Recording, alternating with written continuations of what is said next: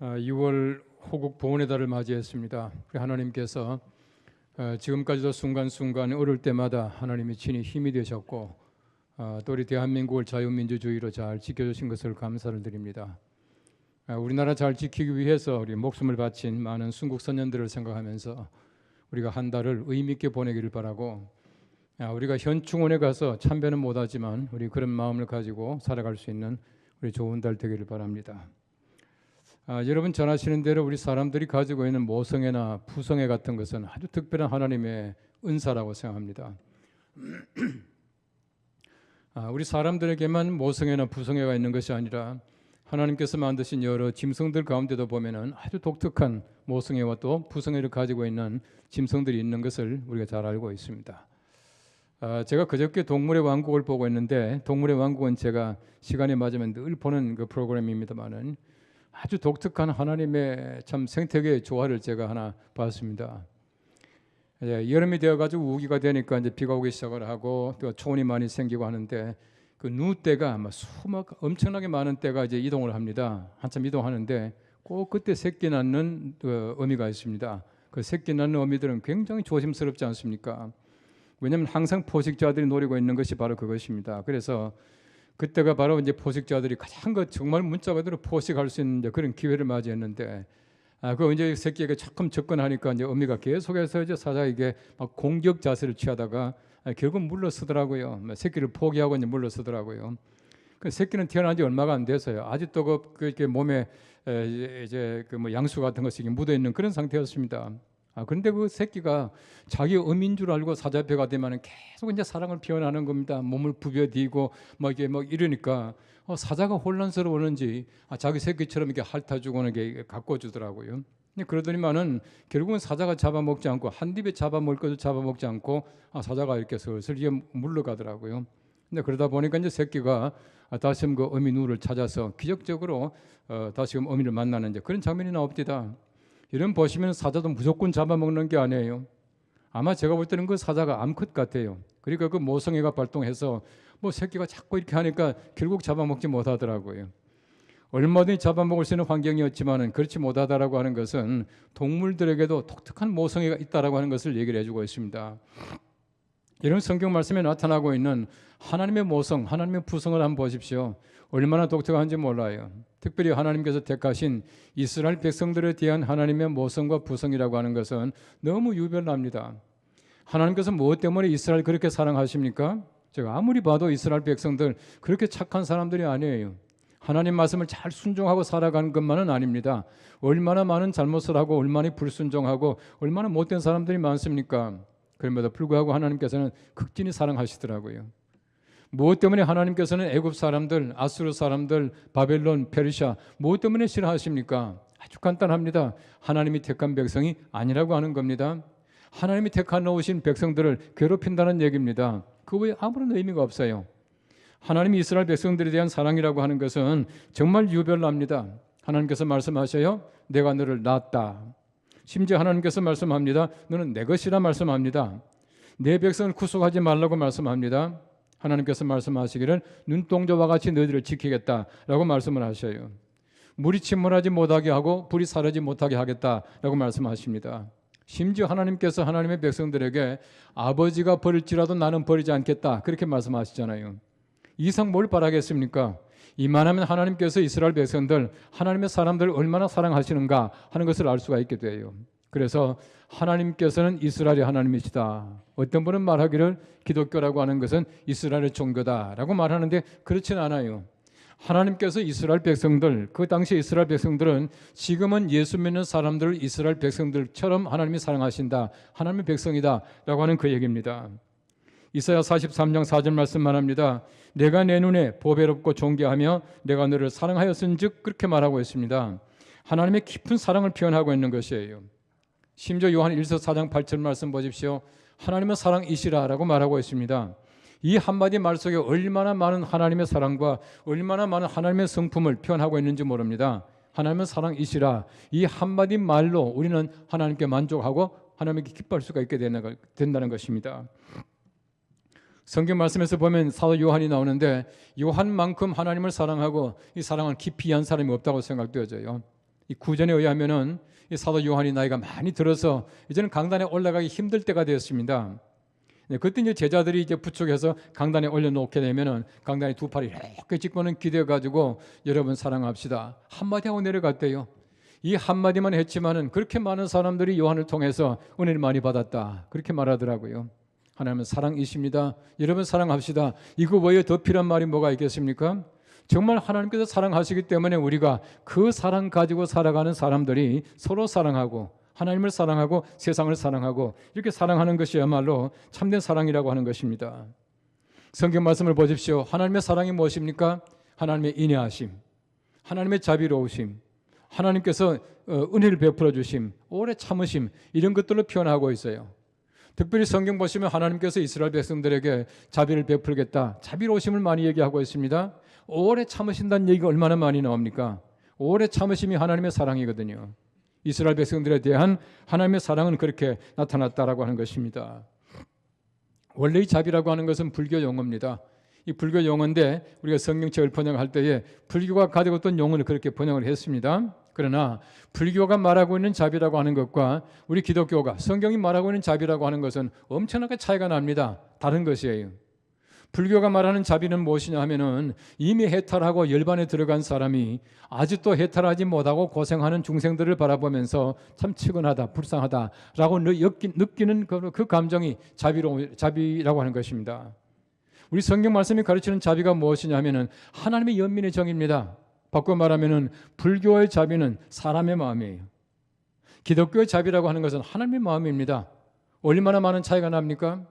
어쨌든 그 자비로우심을 가지고 하나님께서는 이스라엘 백성들, 하나님의 백성들을 자비롭게 사랑하신다라고 말씀하고 계시는 것입니다. 마틴 루터는 말합니다. 최고의 지혜, 참 지혜는 자신과 하나님을 참되게 하는 것이다. 말하자면 인간은 가련하고 상실된 죄인들이며 하나님은 우리를 버리시지 않고 그리스도의 은총으로 구원하시려고 열망하시는 자비로우신 분이심을 아는 것이다. 긴 말이지만 간단합니다. 지혜가 무엇이냐? 하나님의 자비를 아는 것이다. 그렇게 말하고 있습니다. 하나님의 자비를 아는 것이야말로 참다운 지혜예요. 우리가 하나님의 자비를 알지 못하고 살아가면 지혜가 없는 사람들입니다. 하나님의 자비를 알지 못하고 살아가는 세상이 얼마나 불안스럽고 얼마나 재미없겠습니까? 그 사실을 알고 살아가는 사람이야말로 참다운 지혜를 가지고 있는 사람이다 라고 하는 것입니다. 이스라엘 백성들을 향한 우리 하나님의 사람들을 향한 하나님의 사랑을 보십시오. 로마서 11장 2절 말씀에는 말합니다. 하나님이 그 미리 아신 자기 백성을 버리지 아니하셨나니. 미리 아신 백성을 버리지 아니하여 우리가 하나님께로부터 아는 사람이 되었다, 하나님이 택정함 받았다, 절대 버리지 않는다는 거예요. 또한 요한복음 13장 1절 말씀에는 예수님 마음이 나와 있습니다. 자기 사람들을 사랑하시되 끝까지 사랑하시니라. 끝까지 사랑하시는 것, 이것이야말로 예수님의 사랑, 우리 하나님의 마음이라고 하는 것을 말씀해 주고 있습니다. 제가 아무리 봐도 제 자신을 봐도 그래요. 얼마나 못된 데가 많습니까? 얼마나 잘못하는 것이 많습니까? 여러분 성경 말씀 보십시오. 이스라엘 백성들 잘못할 때가 얼마나 많은지 몰라요. 그럼에도 불구하고 하나님께서는 변치 않는 사랑으로 사랑하셔요. 왜 그렇게 했습니까? 하나님께서는 이스라엘 백성들, 하나님의 사람들의 잘하는 것만 보고 잘못하는 것은 보지 않고 눈 감아주셔야 하는 거예요. 우리가 잘못할 때 하나님께 눈 감고 계셔요. 그래서 하나님께서 사랑하시는 겁니다. 여러분 우리 자녀가 잘못할 때 어떡합니까? 무조건 우리가 사랑하는 것이 아닙니다. 믿지만 우리가 눈 감아줄 때가 얼마나 많습니까? 하나님의 그 사랑을 통해서 우리가 사랑받고 살아갑니다. 오늘 귀한 성경 말씀을 통해서 이스라엘 백성들에 대한 하나님의 사랑을 다시 한번 잘 살펴보시고 우리 백성들, 우리 민족, 우리 대한민국, 우리 각자 한 사람 한 사람에게 베풀어 주신 하나님의 사랑을 다시 한번 마음속에 음미해 볼 수 있게 되기를 바랍니다. 그래서 하나님이 어떤 분이신가 다시 깨닫고 우리가 호국의 달에 하나님의 거룩한 은혜 가운데 우리나라 잘 지켜주시기를 간절히 바랍니다. 오늘 성경 말씀 첫째는 말합니다. 하나님께서 백성을 싸매시며 고치시는 날이 있습니다 라고 말하고 있습니다. 오늘 성경 이사야 30장 26절 상반절에 말합니다. 여호와께서 자기 백성의 상처를 싸매시며 그들의 맞은 자리를 고치시는 날에. 여러분 보십시오. 하나님께서는 백성들의 상처를 싸매주시고 맞은 자리를 고쳐주신다 그렇게 말씀하고 있어요. 우리가 얼마나 많은 상처를 가지고 있습니까? 얼마나 많이 맞고 있습니까? 여러분이 민족 보십시오. 얼마나 많은 상처를 가지고 있습니까? 지금도 마찬가지입니다. 얼마나 많이 매맞고 있습니까? 이런데 하나님께서는 우리들에게 싸매어 주시고 고쳐주시겠다. 하나님의 사랑하는 백성들에게 그렇게 하나님께서는 자비를 베풀어 주시는 것입니다.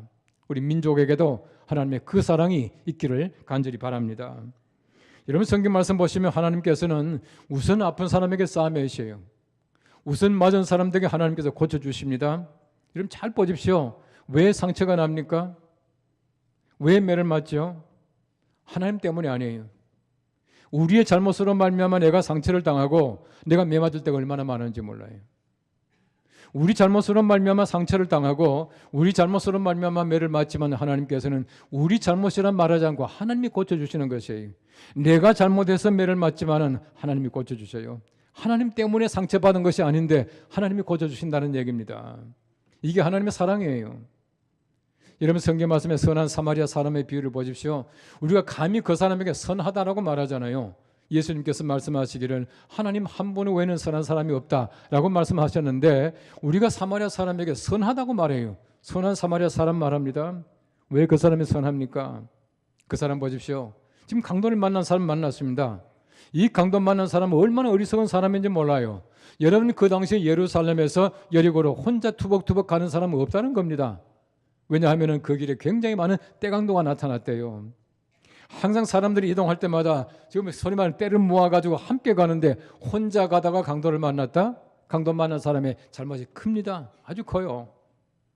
그런데 이 사마리아 사람은 그 사람의 잘못을 체크하지 않지 않습니까? 책망하지 않아요. 이 어리석은 사람아, 이 바보 같은 사람아 한마디 말 안 하더라고요.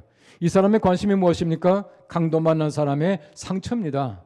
그 사람의 상처에 포도주를 붓고 상처를 닦아주었다 이렇게 말하고 있지 않습니까? 이 사람이 착한 사람이에요. 하나님의 마음이 그렇습니다. 우리가 상처를 당했습니다. 내 잘못으로 말미암아 어려움을 당할 때가 있지만은 그럼에도 불구하고 하나님께서는 우리의 잘못을 책망하지 아니하고 먼저 상처를 싸매어 주시고 맞은 데를 치료해 주시고 이것이 하나님의 사랑이라고 하는 것입니다. 그 사랑 때문에 내가 얼마나 많이 상처를 치유받고 살아갑니까? 얼마나 많이 위로를 받고 살아갑니까? 이런 성경 말씀에 예수님의 기적을 보십시오. 예수님께서 안식일에 회당에 들어가서 한편 손 마른 사람을 고치셔요. 그것도 하필이면 안식일입니다. 하필이면 회당 안에요. 얼마나 수많은 사람들이 예수님을 책 잡고자 하여 지금 보고 있습니까? 이 꼬투리 잡으려고 보고 있는데 예수님께서는 하필이면 안식일에 회당 안에서 손을 내밀라 고쳐주시잖아요. 예수님께는 안식일이 문제가 아닙니다. 회당이 문제가 아닙니다. 지금 이 사람이 지금 손이 말라서 불편하다. 이 사람이 상처를 가지고 있다. 이걸 예수님께서 보시는 것이에요. 여러분 예수님께서는 상처에 깊은 관심을 가지고 있습니다. 안식일이 사람을 위해서 있다. 그렇게 말씀을 하셔요. 안식일이 문제가 아닙니다. 여러분 예수님 보십시오. 한 번은 예수님께 어떤 그 혈루증 앓던 여인이 왔습니다. 혈루증이라고 하는 것은 율법에 의해서 군중 속에 못 들어와요. 사람들과 함께 살지 못합니다. 가족들과 다 떨어져 있는 병이 바로 혈류병이라고 하는 것입니다. 이 군중 속에 들어왔다는 그 자체가 이미 율법을 어긴 것이에요. 예수님께서 뭐라 그러십니까? 율법 어겼다. 돌아가라. 말씀하지 않아요. 누가 내 옷에 손을 대었느냐? 이 예를 보시고 예수님께서 하시는 말씀이 내 믿음이 너를 구원하시니 평안히 가라. 말씀하지 않습니까? 지금 상처를 가지고 있습니다. 많은 돈을 낭비했습니다. 얼마나 많은 고통 속에 살아갑니까? 이 사람에게 율법 따지면 되겠습니까? 율법이 문제가 아니에요. 더 중요한 것은 이 사람이 상처를 가지고 있다고 하는 이 사실 때문에 예수님께서는 이 사람을 고쳐주셨다라고 말하고 있는 것입니다. 예수님께서 지나가시다가 귀신 들린 사람을 만났습니다. 이 귀신은 군대 귀신이에요. 아주 강한 귀신이었습니다. 이 군대 귀신 들린 사람이 이제 그 사람에게 귀신을 쫓아내요. 뭐라 그럽니까? 귀신이 말합니다. 어디로 보낼까? 말하니까 돼지떼에 들여보내달라 그렇게 말을 해요. 성경 말씀 잘 보십시오. 돼지떼 2,000마리 속에 귀신이 들어가서 어떻게 했습니까? 돼지가 몰사했다 그렇게 말하고 있어요. 여러분 돼지 2,000마리가 문제가 아닙니다. 한 사람의 영혼을 구원하시기 위해서 한 사람을 고치시기 위해서 예수님께서는 2,000마리 돼지 버리신 것이에요. 우리 세상 사람들이 볼 때는 돼지가 얼마나 귀합니까? 그 주인이 볼 때는 얼마나 아까운 것입니까? 예수님 보시는 건 달라요. 이런 베드로가 예수님께 나아가다가 물 위에서 걸어가다가 물에 빠지지 않습니까? 예수님께서 베드로 책망하셨습니다. 언제 책망하십니까? 건져놓은 다음에 책망하셔요. 이러면 성경 말씀을 잘 보십시오. 예수님께서 하신 순서가 얼마나 정확한지 몰라요. 베드로가 빠지자마자 먼저 예수께서 손을 내밀어 베드로를 건져주시고 그 다음에 하시는 말씀이 이 믿음이 적은 자여 왜 의심하느냐 그렇게 말씀을 하셔요. 가장 급한 것은 물에서 건져놓는 겁니다. 책망이 아니에요. 우선 상처를 싸매는 것입니다. 그 사람에게 잘못을 일러주는 것이 아닙니다. 우리가 많은 잘못이 있지만 우리 잘못으로 말미암아 분단도 되었지만 우리 잘못으로 말미암아 지금까지 민족사에서 많은 고통을 당했지만 그럼에도 불구하고 하나님께서는 우리 잘못을 책망하기 전에 먼저 우리 상처를 싸매어 주시고 우리가 매맞은 자리를 고쳐주신다 말씀하십니다. 이것이 바로 하나님의 사랑이에요. 얼마나 감사한 하나님의 사랑인지 모릅니다. 이 자비하심으로 말미암아 우리가 견디고 있는 것이에요. 여러분 초대교회 교부 가운데서 이 크리스토스 토무스라는 교부가 있습니다. 이분이 그런 얘기를 했습니다. 너 자신 외에 그 어느 것도 너에게 상처를 입힐 수 없다 그랬어요. 우리 상처를 가지고 있는 것 우리 잘못이 얼마나 큰지 몰라요. 내 스스로가 내 상처를 내게 상처를 입힐 때가 얼마나 많은지 모릅니다. 그럼에도 불구하고 하나님께서는 그 상처를 하나님께서 받아주시고 고쳐주시겠다라고 말씀하고 있는 것입니다. 상처를 가지고 있는 사람은 절대 책망하면 안 돼요. 여러분 약한 사람들에게 절대 약함을 책망해서는 안 됩니다. 바로 그것이 하나님의 사랑, 하나님의 방법이라고 하는 것이에요. 여러분 탤런트 김혜자 씨가 쓴 꽃으로도 때리지 말라라고 하는 책이 있습니다. 우리 김혜자 씨는 아시는 대로 남대문교회 권사님이셔요. 이분이 아프리카의 소말리아, 이디오피아 같은 곳에 가서 많이 봉사하시고 나서 쓴 책입니다. 한번 보십시오. 상처를 가지고 있는 사람들 말씀드린 대로 자기 잘못이 얼마나 큰지 모릅니다.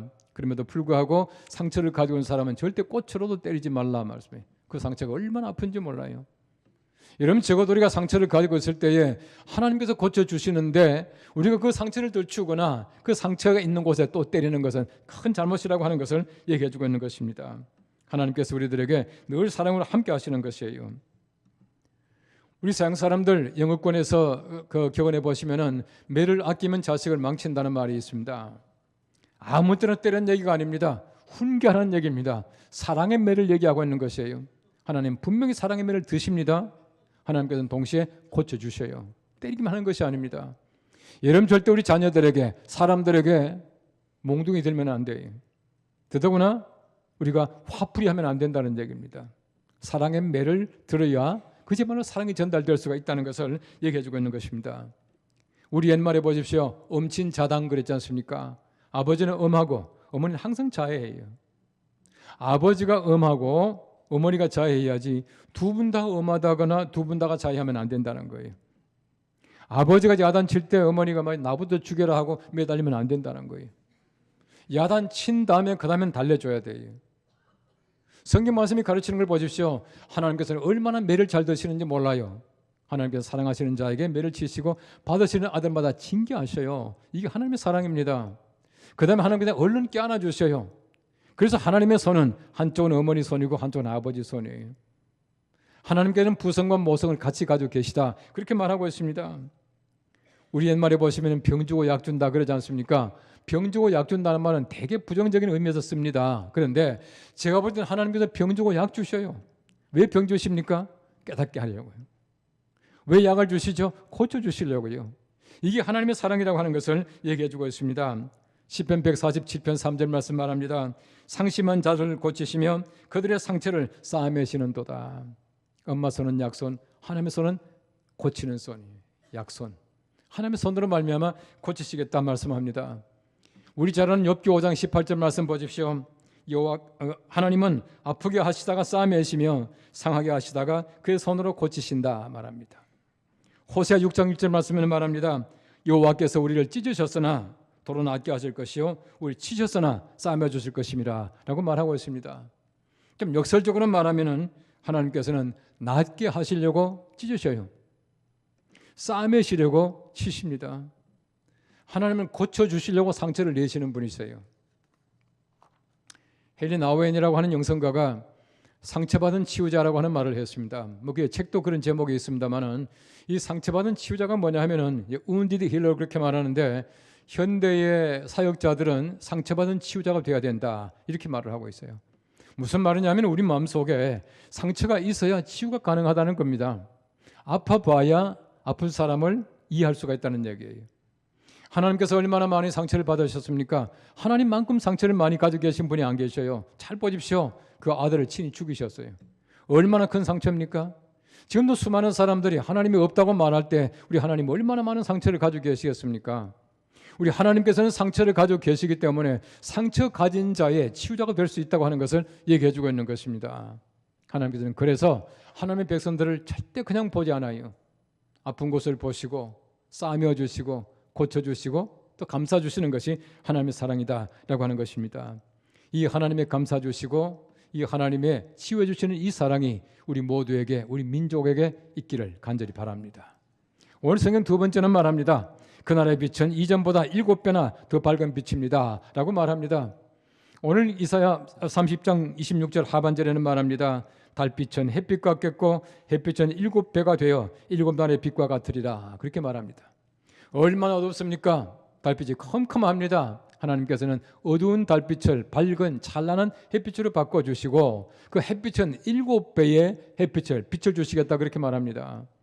이런 밝은 날에 그 해가 얼마나 밝습니까? 그 밝은 그 해를 7배나 밝게 해주시겠다 말씀하셔요. 엄청나게 밝은 겁니다. 하나님의 사람들, 하나님 백성들에게는 하나님께서 어두움이 없게 만들어주시고 더 찬란하고 밝게 만들어주시겠다라고 말씀하는 겁니다. 오늘 성경 말씀 보십시오. 시내에 물이 흐르게 하겠다. 또 모든 짐승들이 잘 자라게 하겠다. 풀이 푸르게 하겠다. 잘 보십시오. 모든 것 전부 다가 하나님께서 완전한 회복이에요. 하나님 사랑하는 사람들에게 하나님께서는 그냥 우리가 고쳐주는 것이 아니라 모든 것을 완벽하게 새롭게 회복해 주신다고 그렇게 말씀하고 계시는 것입니다. 칠흑같이 어두운 날 달빛은 제법 밝아요. 길도 인도해준다, 그렇게 말합니다. 그러나 햇빛에 비해 볼 때 아무것도 아니지 않습니까? 아무리 달이 밝다고 말하지만 해만큼 되겠습니까? 우리가 아무리 마음속에 사람들이 위로해 준다고 말하지만 그것이 얼마나 가겠습니까? 하나님께서는 우리 속에 있는 어두운 달빛 같은 것을 찬란한 햇빛으로 바꿔주시겠다, 그렇게 말씀하고 있는 것입니다. 여러분, 한날의 햇볕 보십시오. 얼마나 따끈따끈하고 얼마나 밝은지 몰라요.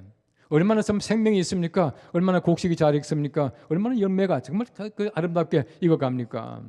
이런 태양을 하나님이 주시겠다, 그렇게 말씀하셔요.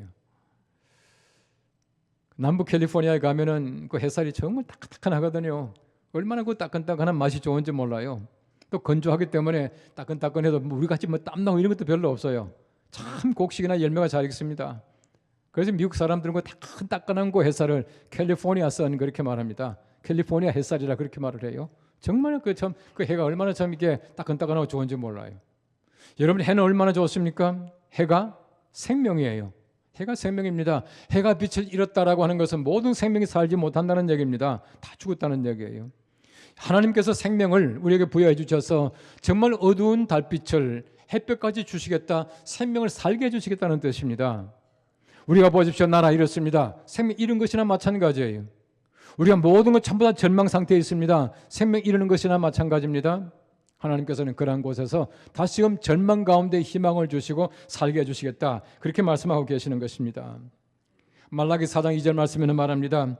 내 이름을 경외하는 너희에게는 공의로운 해가 떠올라서 치료하는 광선을 비추리니 너희가 나가서 외양간에서 나온 송아지같이 뛰리라. 어떤 분이 말합니다. 치료하는 광선이 무엇이겠는가? 햇볕이다, 그렇게 말합니다. 햇볕은 치료하는 광선이다, 그렇게 말을 해요. 이런 외국에 나가서 시차가 빨리 적응되기 위해서는 빨리 나가서 그 태양을 많이 쬐야 된대요. 적어도 하루에 30분 정도는 이게 태양빛을 쬐라, 그렇게 말하더라고요. 만일에 쬐지 않으면 비타민 D를 먹어야 돼요. 비타민 D 먹지 말고 나가서 한 30분 왔다 갔다 하면 돼요. 해가 얼마나 좋은 것인지 모릅니다. 하나님께서 우리가 주신 생명의 빛입니다. 얼마나 좋은 빛이 햇볕인가 하는 것을 성경 말씀에 나와 있어요. 잘 보십시오. 누가복음 23장 44절 말씀 말합니다. 때가 제6시쯤 되어 해가 빛을 잃고 온 땅에 어둠이 임하여 제9시까지 계속되며, 무슨 말입니까? 예수님이 십자가에 돌아가실 때입니다.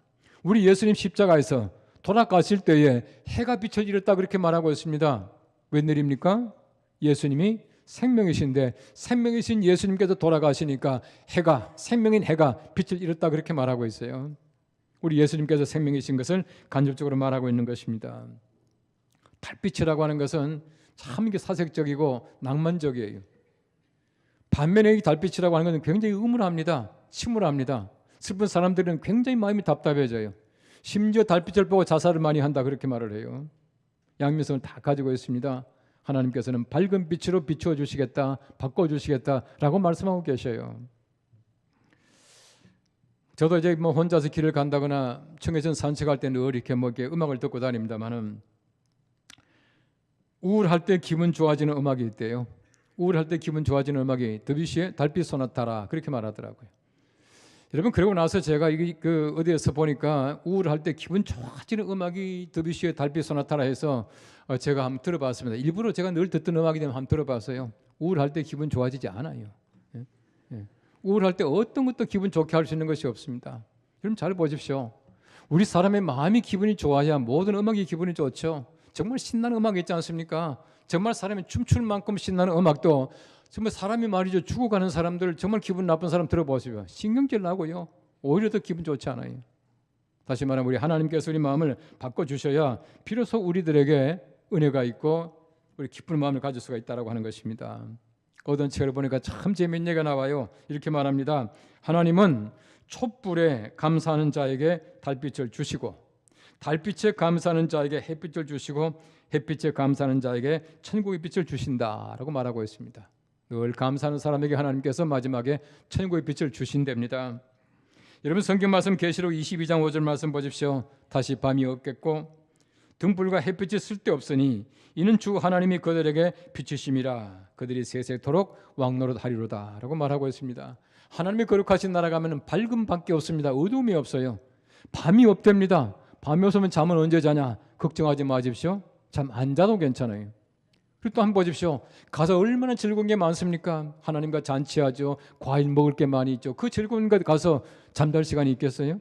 잠 안 자도 괜찮지만은 잠잘 시간도 없어요. 하나님의 밝은 빛만 주신답니다. 이런 곳에 어떤 사람이 갑니까? 늘 감사하는 사람, 햇볕에 감사하는 사람에게 하나님 나라의 빛을 주시겠다라고 말씀하고 계시는 것입니다. 그 로날드 롤하이저라고 하는 유명한 영성가가 있는데 이런 말을 했습니다. 그 책에서 상처 없는 사람은 없다. 온전한 사람은 아무도 없다. 어머니 뱃속에서 나오는 순간부터 모든 인간은 넘어지고 떨어지고 대고 거부당하고 학대를 받는다. 깊은 상처 없이 어른이 되는 사람은 아무도 없다. 이런 상처는 영원히 사라지지 않지만 죽을 정도는 아니다. 그랬어요. 모든 사람이 다 상처를 가지고 있습니다. 여러분 때때로 내가 마음속에 많은 괴로움을 가지고 있을 때에 두 가지 착각이 있어요. 나만 고통을 당한다. 다른 사람은 다 편하게 살아가는데 내가 왜 이렇게 상처가 많은지 모르겠다라고 말하는 사람이 있습니다. 그렇지 않아요. 모든 사람이 다 상처를 가지고 있습니다. 상처 없는 사람은 없습니다. 또 한 가지 보십시오. 내 상처는 절대로 낫지 못한다라고 말하는 사람이 있습니다. 절망해서 희망으로 돌이키지 못하는 사람들이 있어요. 이것도 아닙니다. 하나님께서는 바로 그 상처를 치유해 주시고 우리에게 밝은 빛을 주시고 희망을 주신다고 말씀하고 계셔요. 우리가 하나님의 거룩한 은혜 가운데 살아갑니다. 우리 상처받은 치유자가 되어서 많은 사람들의 상처를 우리가 치유해 주기를 바랍니다. 하나님께서는 이 상처 많은 대한민국 우리 민족에게 하나님께서는 다시금 밝은 빛을 주시고 희망을 주시고 우리들에게 거룩한 하나님의 은총으로 함께 하실 것입니다. 우리 모두가 마찬가지입니다. 우리 속에 상처를 가지고 있지만 하나님께서 우리들에게 은혜를 베풀어 주셔서 우리가 다시 한번 힘을 얻고 하나님의 거룩한 은혜 가운데서 우리가 어둠이 없이 밝은 빛 가운데 살아갈 수 있는 하나님의 귀한 백성들 되시기를 간절히 바랍니다. 기도하겠습니다. 우리 하나님 감사합니다. 우리 민족 또 우리 자신들에게 여러 가지 많은 고통도 있고 어려운 문제도 있지만 그럼에도 불구하고 하나님께서는 우리들에게 은혜를 베푸셔서 먼저 우리의 상처를 싸매시며 또 우리의 맞은 것을 고치신 하나님께 영광과 감사를 드립니다. 우리에게 달빛 같은 어둠이 없게 하시며 밝은 태양빛만 있게 하시고 태양빛이 7배나 밝아서 하나님의 거룩하신 영광을 바라보고 희망 속에 살아갈 수 있는 우리 모두가 되게 하여 주시옵소서. 하나님 우리 민족을 사랑하시고 우리 나라 사랑하셔서 아무쪼록 하나님의 거룩한 나라가 다시 한번 힘을 얻고 우리 세계의 제사장 나라가 될 수 있도록 우리나라 복 주시옵소서. 예수님의 이름으로 기도합나이다.